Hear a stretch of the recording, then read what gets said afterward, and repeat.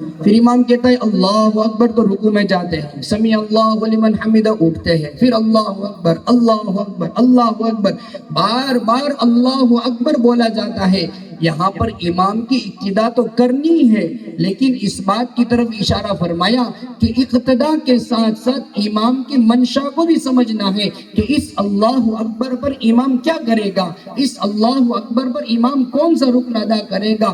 جس طریقے سے ہم نماز کے اندر امام کے تابع ہوتے ہیں، اگر کوئی آدمی کہے امام رکوع کرے گا میں سجدے میں جاؤں گا، کوئی کہے کہ امام سجدے میں جائے گا میں قیام کروں گا، بتاؤ اس کی نماز ہوگی کہ نہیں ہوگی؟ اس کی نماز نہیں ہوگی۔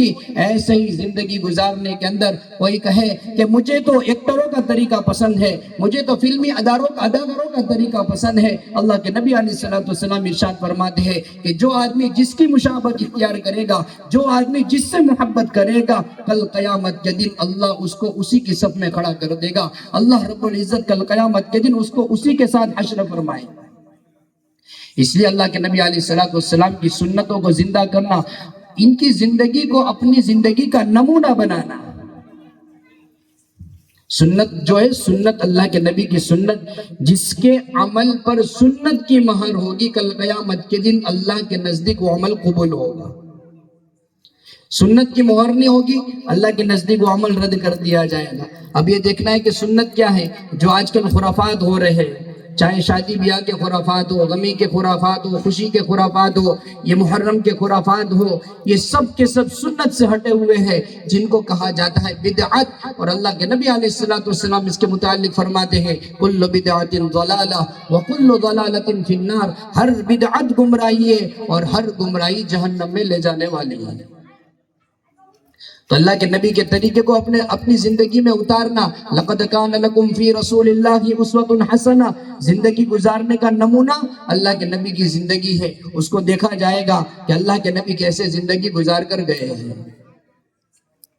صحابہ کرام رضی اللہ عنہم اجمعین کی جو جماعت تھی، وہ اپنی زندگی کو ایسے بناتے تھے جیسے اللہ کے نبی زندگی کو گزارتے تھے۔ کوئی آدمی فرق نہیں کر سکتا تھا، اتنی بہترین زندگی گزارتے تھے۔ اللہ کے نبی علیہ السلام مدینہ منورہ تشریف لے جا رہے تھے ہجرت کر کے، صدیق اکبر رضی اللہ تعالیٰ عنہ آپ کے ساتھ ہیں۔ جب مدینہ والوں کو پتا چلا کہ نبی آ رہے تو استقبال کے لیے باہر تشریف لائے۔ جب اللہ کے نبی علیہ السلام اور صدیق اکبر وہاں پر پہنچے تو لوگ فرق نہیں کر سکے کہ اس میں نبی کون ہے اور امتی کون ہے۔ ہر آدمی صدیق اکبر کو نبی سمجھ بیٹھا اور ان کے اوپر سایہ کر رہا ہے، ان سے مصافحہ کر رہا ہے، ان کے ساتھ میل جل کر رہا ہے۔ اللہ کے نبی بازو میں بیٹھے ہوئے ہیں۔ صدیق اکبر نے سوچا کہ اگر یہ لوگ حضور سے مصافحہ کریں گے تو حضور کو تکلیف ہوگی۔ انہوں نے مصافحہ کرنا شروع کر دیا۔ جب سورج اوپر آ گیا اور اس کی کرنیں اللہ کے نبی کے رخسار پر پڑی، اللہ کے نبی کے گال پر پڑی، تو صدیق اکبر رضی اللہ تعالیٰ عنہ کھڑے ہوئے اور اللہ کے نبی علیہ السلام کے سر پر سایہ کیا۔ تب لوگوں کو پتا چلا کہ نبی کون ہے، امتی کون ہے، کہ جس کو ہم نبی سمجھ کر بیٹھ گئے تھے وہ تو امتی ہے۔ ایسی اپنی زندگیوں کو بنایا تھا کہ لوگ فرق نہیں کر سکتے تھے کہ نبی کون ہے اور امتی کون ہے۔ حضرت جنید بغدادی رحمت اللہ علیہ کا نام سنا ہے؟ بہت بڑے اللہ کے ولی گزرے ہیں۔ ایک آدمی ان کی خدمت میں آیا، 10 سال حضرت کی خدمت میں رہا۔ کتنے سال تک؟ 10 سال تک۔ 10 سال کے بعد حضرت سے کہنے لگا کہ حضرت میں تو یہاں اس لیے آیا تھا کہ کوئی معجزہ دیکھوں گا، کوئی کرامت دیکھوں گا کہ آپ کرامت کریں گے، لوگوں کو زندہ کریں گے، آپ یہ کریں گے، پانی نکالیں گے، یہ ہوگا۔ یہاں تو میں نے 10 سال کی خدمت میں رہ کر میں نے تو کچھ نہیں دیکھا۔ حضرت نے اسے فرمایا ارے بتا تو صحیح، 10 سال تو میری خدمت میں رہا، میرا ایک عمل ایسا بتا دے جو میں نے سنت کے خلاف کیا ہو۔ تو کہنے لگا کہ حضرت میں نے 10 سال میں آپ کا کوئی عمل ایسا نہیں دیکھا جو سنت کے خلاف ہو۔ جنید بغدادی رحمت اللہ علیہ نے فرمایا اس سے بڑی کرامت کیا ہو سکتی ہے کہ میرا ہر عمل سنت کے مطابق ہوتا ہے۔ یہ سب سے بڑی کرامت ہے۔ آج جو ڈونگی بابا کے نام سے لوگ مشہور ہو چکے ہیں، نہ چہروں پہ داڑھی ہے، نہ نمازوں کے ٹھکانے ہیں، آج بابا بن کے بیٹھے ہوئے ہیں۔ ارے کتابوں کے اندر لکھا ہوا ہے کوئی آدمی آسمانوں پر اڑتا ہوا نظر آوے، اگر اس کے چہرے پر داڑھی نہیں ہے، شریعت کے مطابق زندگی نہیں گزر رہی ہے، تو آسمان کے اندر اڑنے والا بھی اللہ کا ولی نہیں ہو سکتا۔ وہ شیطان تو ہو سکتا ہے لیکن اللہ کا ولی نہیں ہو سکتا۔ اس لیے جس کو ہم اپنا مقتدا بناوے، جس کو ہم اپنا رہبر بنائے، اس کو دیکھنا چاہیے کہ اس کی زندگیوں میں اللہ کے نبی کی سنتیں کتنی ہے۔ امام احمد بن حنبل رحمۃ اللہ علیہ فرماتے ہیں کہ جو سنتوں کے مطابق زندگی گزارے گا وہ زمانوں کے فتنوں سے محفوظ ہو جائے گا، زمانے کے فتنوں سے محفوظ ہو جائے گا۔ حذیفہ رضی اللہ تعالیٰ عنہ روم کی سلطنت کے اندر کھانا کھانے کے لیے بیٹھے ہوئے ہیں، بڑے بڑے وزراء، بڑے بڑے تاجر، بڑے بڑے بادشاہ بیٹھے ہوئے ہیں، کھانے کے بعد انگلیاں چاٹنا یہ نبی کی سنت ہے۔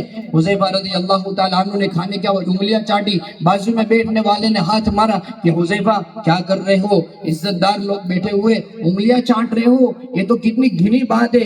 حذیفہ رضی اللہ تعالیٰ عنہ نے فرمایا اترک سنت حبیبی لہؤلاء الحمقاء، کیا میں ان بے وقوفوں کی وجہ سے میں اپنے نبی کی سنت کو چھوڑ دوں؟ یہ ہرگز نہیں ہو سکتا۔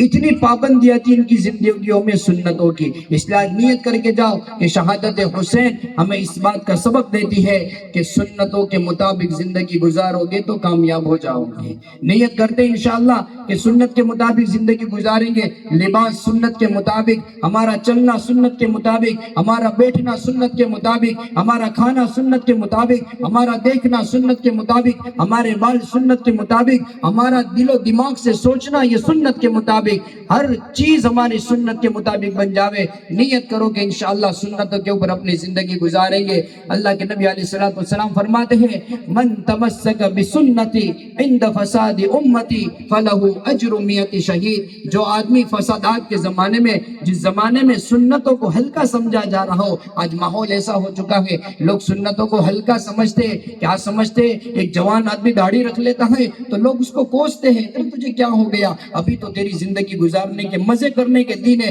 ابھی سے تو نے داڑھی کر لی، کرتا پائجہ پہن لیا تو لوگ اس کو ڈانٹتے ہیں کہ کیا کر لیا، ابھی تو تیری زندگی گزارنے کے دن ہے، یہ کیا ملا بن کر بیٹھ گیا ہے۔ کتابوں کے اندر میں آپ کو ایک بات بتاتا چلوں، کتابوں کے اندر لکھا ہے کہ جو آدمی سنتوں کا مذاق اڑائے گا کل قیامت کے دن اللہ کے نبی کی شفاعت سے محروم ہو جائے گا۔ ہم بارہ سنتے ہیں کہ ایک آدمی حفظ قرآن کرتا ہے، حافظ قرآن بنتا ہے تو اللہ رب العزت اس کے گھرانے کے 10 ایسے آدمی کو جہنم سے نکال کر جنت میں داخل کرے گا جس کے اوپر جہنم واجب ہو چکی ہوگی۔ ایک آدمی حافظ قرآن بن کر آیا، اپنے رشتہ داروں کے پاس آیا اور سلام مصافحہ کیا۔ بعض رشتہ دار ایسے ہوتے ہیں کہ جو ان سے محبت کرتے ہیں، ان کو دعا دیتے ہیں ماشاءاللہ حافظ قرآن بن گئے، اچھی بات ہے، اور بعض رشتہ دار ایسے ہوتے ہیں جو کہتے ہیں حافظ بن کے کیا کرے گا، تجھے تو انجینئر بننا چاہیے، تجھے تو اچھی ڈگری حاصل کرنی چاہیے۔ تو کتابوں کے اندر لکھا ہے کہ ایسا رشتہ دار اس حافظ کی شفاعت سے محروم ہو جائے گا۔ ایسا رشتہ دار اس حافظ کی شفاعت سے کیا ہو جائے گا؟